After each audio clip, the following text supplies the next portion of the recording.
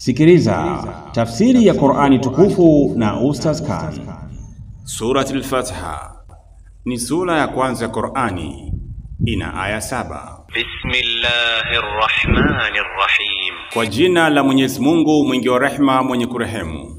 Alhamdulillahi rabbil alamin. Sifa njema zote ni za Mwenyezi Mungu, Mola mlezi wa viumbe vyote.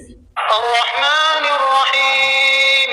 Mwingi wa rehema mwenye kurehemu. Maliki yawmiddin.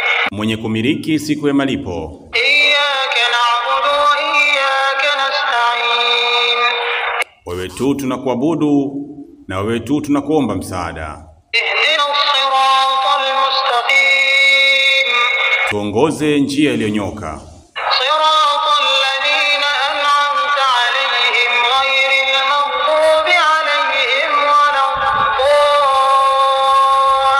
waladdallin. Njia ya walioneemesha, sio ya waliokasirikiwa wala waliopotea.